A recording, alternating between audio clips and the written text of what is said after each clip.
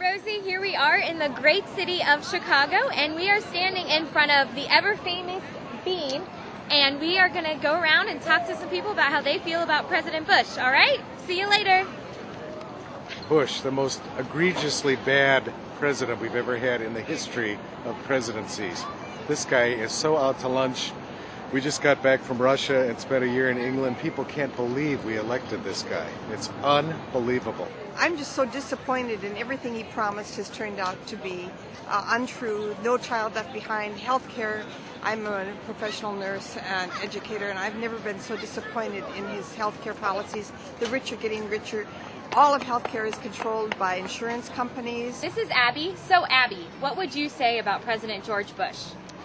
Well, I think George Bush is the worst president we've ever had in this country.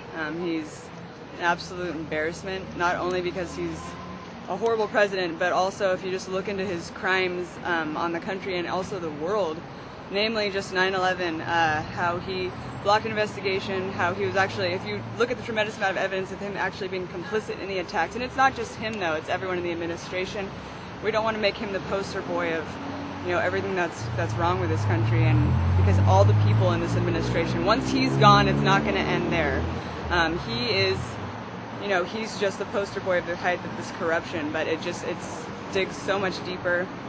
There's so much corruption in our government right now. It's just unbelievable. So if you could have a couple words to say about President Bush in the United States, what would you say?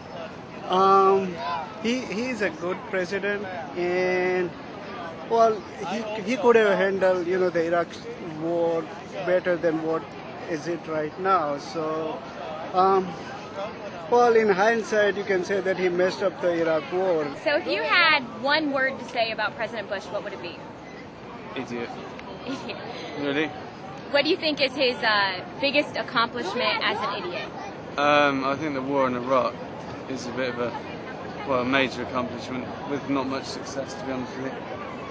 It's a bit, and the fact that we got involved is, being a British citizen, I think the fact that we're involved is a bit... Does that make you angry? Yeah, because I don't see a point to it. There was no real threat there, and they made up a pack of lies to go in and invade the country. Like that whole weapons of mass destruction thing, you think that the president just made that up? The president and his backboard, like his cabinet behind him, I think. I mean, he's obviously sort of a puppet to the show. Do you think President Bush is the only person benefiting from this war? I don't know. I think he's benefiting hugely, but I think in terms of business, oil business, the whole global oil business is benefiting from the invasion. But that's my opinion. So your one word is idiot? Yep. Great. Thanks so much. No worries. You know, it's hard for me to say this all because my brother's in the military, and I support my brother 100%. But I think the biggest mistake is that you've got to come clean. You've got to admit that you made a mistake, possibly, and as soon as you do that, then you can start rectifying that situation with everyone else. And I wish that were a possibility in his outlook, but it's not. What would you say? I would say he's a fine product of a fucked up nation. All right, if you could say one thing or had a comment about President George Bush, what would you say? No way. It's not worth it. Nothing? Nothing at all. All right, so here we are at the University of Chicago, where a lot of people think that this whole George Bush mess started. This is where the neocon agenda began, with Professor Leo Strauss and his student and others, but his main student being Paul Wolfowitz. So how do you feel about labeling America as a democracy? Do you think that that's something that Americans should be able to say? Well, I believe it, yes, but at the same time right now, I don't believe that the president actually listens to the people, or anything that really goes on right now in America can really be quoted as a democracy. Yes, it is, but at the same time, I don't believe the president actually, or the government as a whole, does things in a democratic way at this point.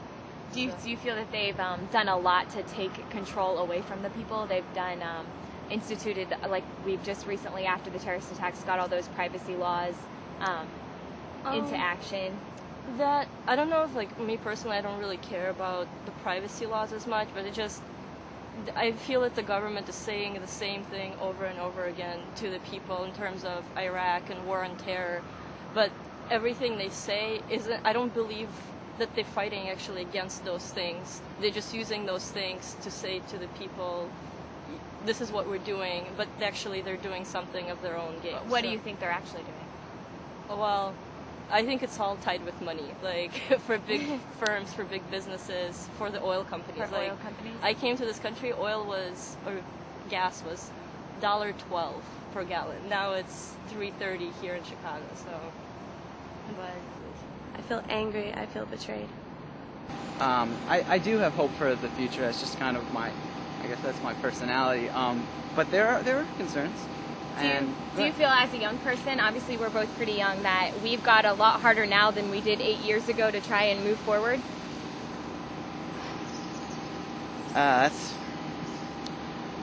Do I think Bush has made terrific mistakes? Yes.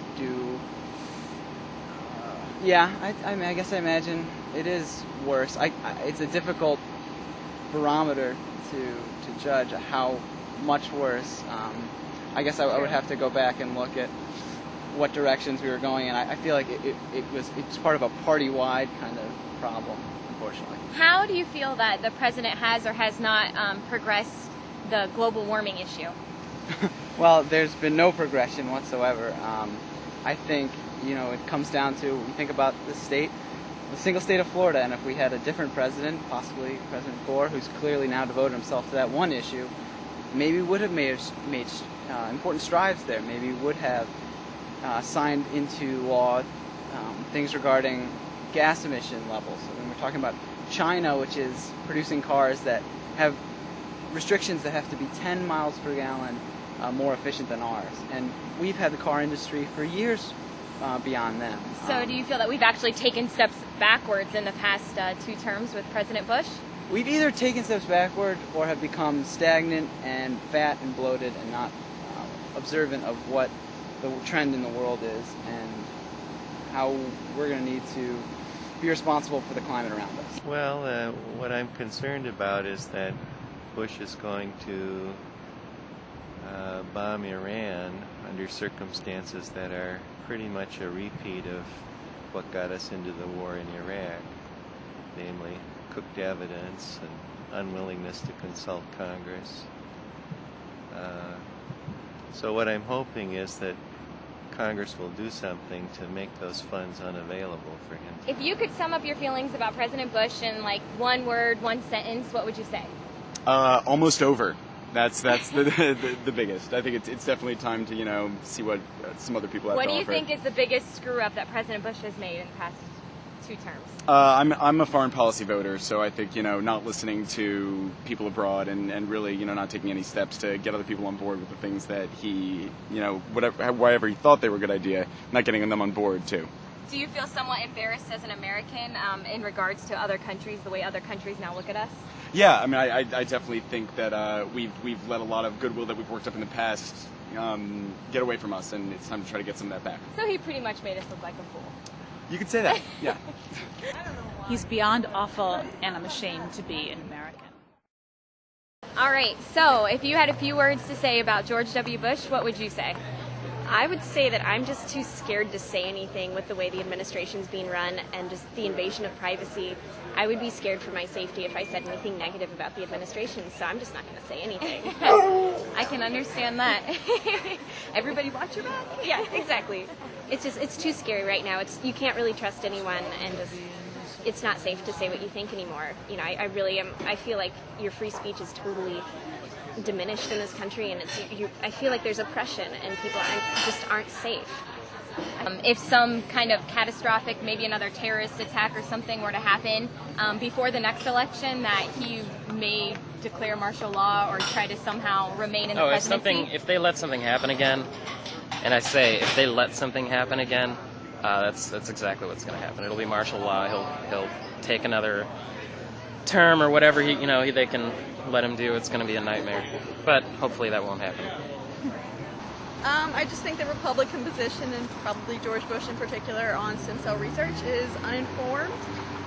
It could help a lot of people if it went through and to cater to a religious group rather than the country in general, and to scientists who are telling you a totally different story is silly and uninformed in my opinion.